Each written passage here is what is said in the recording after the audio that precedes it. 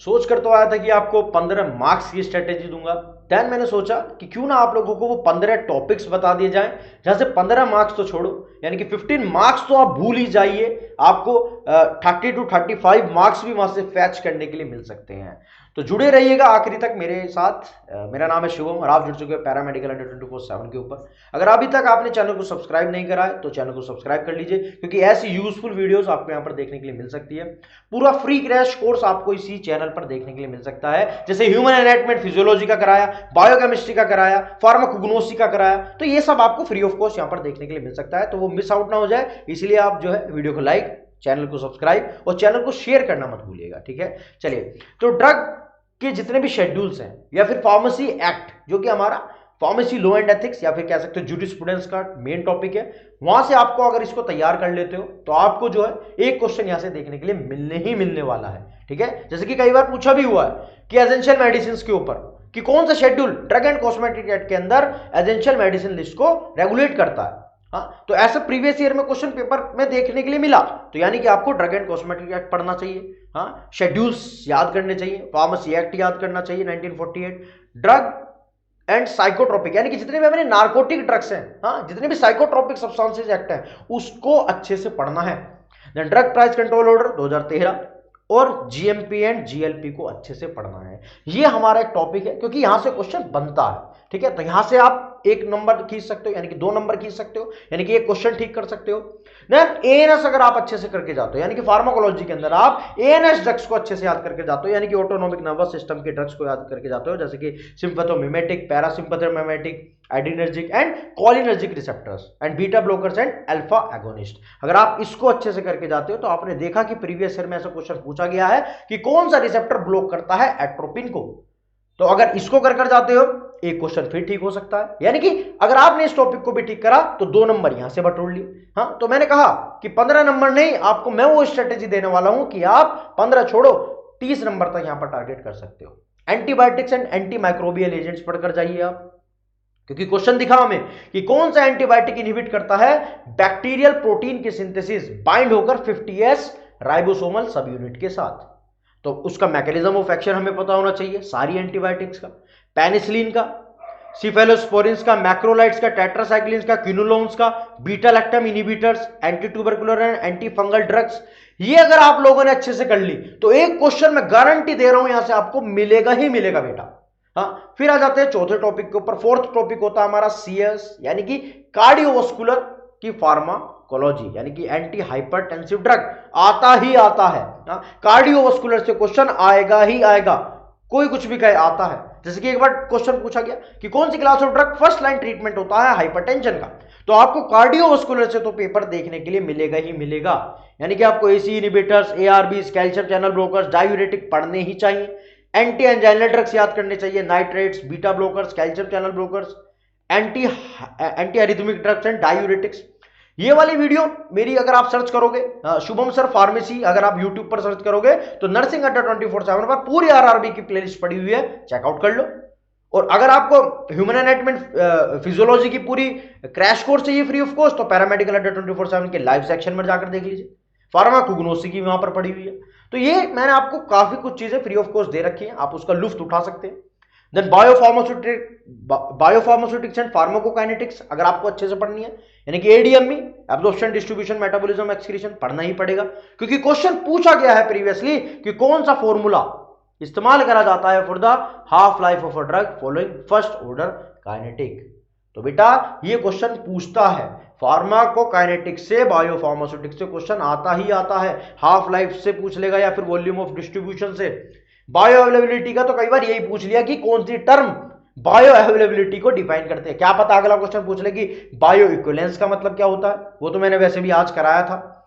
अगर आप मेरी वो 2 घंटे वाली वीडियो देखोगे जिसमें मैंने पूरे 120 क्वेश्चन कराए हैं, वहां पर आपको बायो अवेलेबिलिटी के साथ साथ बायो इक्विवेलेंस के भी ऊपर क्वेश्चन देखने के लिए मिलेगा, तो उसको उस वीडियो को जरूर देखिएगा। जो 2 घंटे की मेरी लाइव सेक्शन में वीडियो पड़ी हुई है, 2.5 घंटे की वीडियो 2.30 मिनट्स की जो वीडियो है उसको जरूर देखिएगा, वहां पर सारे क्वेश्चन कंप्लीट कराए मैंने, ठीक है। Then dosage form and drug delivery system, तो टैबलेट की कोटिंग, डिसइंटीग्रेशन टेस्ट, ये भी क्वेश्चन वहां पर इंक्लूड है।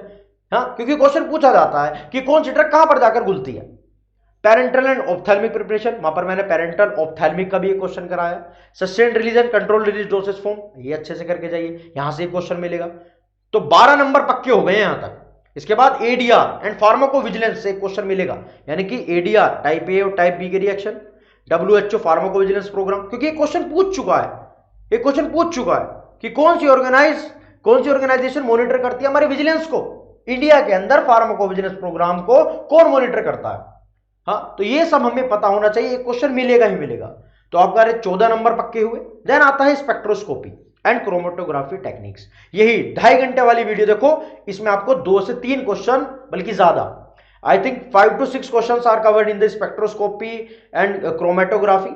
ठीक है, तो हमारी जो वीडियो है, जो मेरी 2.5 घंटे वाली वीडियो है, उसके अंदर मैंने क्रोमेटोग्राफी और स्पेक्ट्रोस्कोपी से भी 5 से 6 क्वेश्चन कंप्लीट करे हैं, तो उसको भी जाकर देखिएगा। UV visible, IR, NMR, mass spectroscopy, HPLC, TLC, gas chromatography जरूर चेकआउट करिएगा, क्योंकि क्वेश्चन बनते हैं कि कौन सी एनालिटिकल टेक्निक जो कि सेपरेट करती है वोलेटाइल कंपाउंड्स को, हमेशा कितनी बार पढ़ाया जीसी, हाँ, गैस क्रोमेटोग्राफी कितनी बार पढ़ाया, जाकर चेकआउट करिए। देन तो कितने नंबर पक्के हो गए? 16 नंबर। आ जाओ 18 नंबर पर आ जाओ, यानी कि 18 नंबर कैसे कवर होंगे? तो स्टरलाइजेशन, ये जो मेरी 2.5 घंटे वाली वीडियो है, वहां पर स्टरलाइजेशन और एसेप्टिक टेक्निक्स के भी बारे में जिक्र करा है। पढ़ो बेटा, रिवीजन करो, पढ़ो।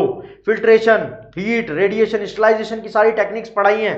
स्टेरिलिटी टेस्टिंग फार्मास्यूटिकल्स के अंदर, जीएमपी, क्वालिटी कंट्रोल, क्योंकि क्वेश्चन बनता है कि कौन सा स्टरलाइजेशन का मेथड थर्मोलेबल ड्रग्स के लिए जरूरी है। तो फिल्ट्रेशन जाकर देखो, सारी वीडियो देखो बेटा, वो 2.5 घंटे की वीडियो अमृत है, देख लो उसको। एचएपी का पूरा क्रैश कोर्स डाल दिया है, पूरा crash course free of cost डाल दिया, तो 20 नंबर हो गए यहां पर पक्के। कितने हो गए? 20 नंबर पक्के। नर्वस सिस्टम से क्वेश्चन आता है, कार्डियोवास्कुलर, रेस्पिरेटरी का स्ट्रक्चर एंड फंक्शन, क्योंकि क्वेश्चन पूछता है कि कौन सा हार्मोन रेगुलेट करता है ब्लड ग्लूकोज के लेवल को, प्रीवियस ईयर का क्वेश्चन है, बना है। देन 11th क्वेश्चन बेटा, टॉक्सिकोलॉजी एंड एंटीडोट्स क्वेश्चन बनते हैं। पॉइजन से, एंटीडोट से, उसकी हैवी मेटल की पॉइजनिंग जैसे कि lead, arsenic, mercury, cyanide and organophosphate poisoning and management से क्वेश्चन कई बार बन चुका है, और ये क्वेश्चन तो कई बार फेवरेट रह चुका है कि ओपोइड की टॉक्सिसिटी के अंदर कौन सा एंटीडोट का इस्तेमाल करते हैं। तो कितने हो गए बेटा? 22 नंबर पक्के हो गए। देन आता है हॉस्पिटल एंड क्लिनिकल फार्मेसी, जहां पर आपको टीपीएन यानी कि total parenteral nutrition, drug store and stability condition, hospital की formulation and drug distribution system पढ़कर जाओ, क्योंकि पूछ लेता है कि आइडियल टेम्परेचर क्या होता है वैक्सीन के स्टोरेज का, प्रीवियस ईयर का क्वेश्चन है, तो आपको ये 3 टॉपिक अच्छे से करने चाहिए, यानी कि 24 नंबर पक्के हो गए बेटा। 24 मार्क्स आपके यहां पर सुनिश्चित हो चुके हैं। देन आता है endocrine system and hormonal drugs, इसको भी पढ़ लीजिए। डायबिटीज, इंसुलिन, ओरल हाइपोग्लाइमिक ड्रग्स, तो हाइपोग्लाइसेमिक ड्रग से क्वेश्चन बन जाता है, कई बार थायराइड डिसऑर्डर से बन जाता है, जैसे कि हाइपर एंड हाइपोथायराइडिज्म, इसके ट्रीटमेंट से क्वेश्चन बनता है। देन कोर्टिकोस्टेरॉइड्स एंड कॉन्ट्रासेप्टिव्स, क्योंकि हार्मोन्स है, क्वेश्चन बनेगा ही बनेगा। तो which insulin has the fastest onset of action, ये प्रीवियस ईयर में क्वेश्चन बना है, इसलिए इसको इंक्लूड करा है। Then chemotherapy and cancer drug से भी एक क्वेश्चन बन जाएगा, 28 नंबर इसी के साथ पूरे हो जाएंगे, यानी कि 28 मार्क्स यहां से आप कंप्लीट कर लोगे बेटा, अगर आपने alkaline agents, anti metabolites, विनका alkaloids, monoclonal antibodies, immunotherapy, drug resistant mechanism in chemotherapy, इसको कर जाओ, क्योंकि क्वेश्चन बना है कि विच कीमोथेरेपेटिक ड्रग इनहिबिट्स डाइहाइड्रोफोलेट रिडक्टेज। कितने हो गए? 28 मार्क्स पक्के हो जाएंगे गारंटी के। देन 15वां क्वेश्चन, 15th क्वेश्चन देखो कि recent advantages and AIIMS specified topic देखिए, आरआरबी स्पेसिफाइड टॉपिक देखिए। अगर आप एम्स के साथ साथ आरआरबी की भी तैयारी कर रहे हो, यानी कि आप आरआरबी की तो पढ़ ही रहे थे, और अगर आप एम्स को भी टारगेट कर रहे हो, तो एम्स के स्पेसिफाइड टॉपिक को भी देख लीजिए कि वो कौन कौन सी हेल्थ पॉलिसीज हैं, हाँ, और एम्स की हॉस्पिटल की ड्रग की गाइडलाइंस क्या, उसको भी थोड़ा पढ़ लो अगर आप एम्स की भी तैयारी कर रहे हो। तो इसलिए मैंने 15 पॉइंट यहां पर डाला कि आप एसेंशियल मेडिसिन की लिस्ट यानी कि ईएमएल जरूर पढ़िए, डब्ल्यूएचओ एनएलईएम की गाइडलाइंस जरूर पढ़िए, एनएलईएम से जरूर क्वेश्चन बन सकता है। कोविड-19 की वैक्सीन एंड एमआरएनए की टेक्निक जरूर पढ़ के जाइएगा, क्योंकि एक क्वेश्चन बना था कि कौन सी which mRNA vaccine was developed by the for the कोविड-19। तो इस प्रकार से क्वेश्चन बनते हैं। तो कितने? 30 नंबर मैं कह रहा हूं, यहां से सुनिश्चित कर लोगे, 30 मार्क्स उठा लोगे बेटा। कहा था 15 मार्क्स, लेकिन मैं क्या कह रहा हूं, मैंने स्ट्रेटेजी दी है 30 मार्क्स की। 30 नंबर सुनिश्चित कर लोगे अगर इनके ऊपर अपनी होल्ड कर ली, और 30 नंबर बहुत बड़ी चीज है यहां पर उठाना बेटा। और मैं तो 30 कह रहा हूं, मान लो कि इसमें से अगर डबल डबल भी हो गए तो काफी ज्यादा नंबर उठा कर ले आओगे यहां पर, मैं गारंटी दे रहा हूं उस बात को। हाँ, और ये बात रही रिवीजन की, तो बिल्कुल ये 15 टॉपिक स्टार्टिंग में जरूर याद करो, जल्दी रिवीजन करो और 1 से 2 टॉपिक पर डे करो। हाँ, डेली पढ़ो बेटा, डेली पढ़ो और प्रीवियस ईयर के क्वेश्चन सोल्व करो, मॉक टेस्ट लगाओ और 50 एमसीक्यूज डेली सोल्व करो अगर आपको सिलेक्शन चाहिए। तो ये स्ट्रेटेजी मेरी तरफ से रहने वाली थी। कैसी लगी आपको ये स्ट्रेटेजी कमेंट सेक्शन में जरूर बताइएगा। और आपको क्या और मुझसे समझना है, कौन से टॉपिक आपको मुझसे चाहिए, आप फार्मासिस्ट शुभम के नाम से जो हमारा टेलीग्राम ग्रुप है उस पर आप ज्वाइन करिए और मेरे को बताइए कि आपको कौन से टॉपिक में दिक्कत आ रही है, आपको कौन सी वीडियो चाहिए, आपको कौन सी स्ट्रेटेजी चाहिए, आपको कौन से टॉपिक में प्रॉब्लम आ रही है, कौन सा टॉपिक डिटेल में पढ़ना है या कौन से एमसीक्यूज आपको चाहिए, उसकी भी वीडियो मैं आप लोगों को फ्री ऑफ कॉस्ट पैरामेडिकल अड्डा 24/7 पर देने की कोशिश करूंगा। तो अगर अभी तक आपने चैनल को सब्सक्राइब नहीं करा तो चैनल को सब्सक्राइब करिए, लाइक करिए और अपने दोस्तों के साथ शेयर करिए। तो मिलते हैं अगली वीडियो में, तब तक के लिए अपनी और अपनी फैमिली का बहुत ध्यान रखिए, रिवीजन जरूर करिए और मिलते हैं अगली वीडियो में। तब तक के लिए बहुत बहुत शुक्रिया, बहुत बहुत धन्यवाद। जय हिंद, वंदे मातरम, जय भारत, बाय बच्चों।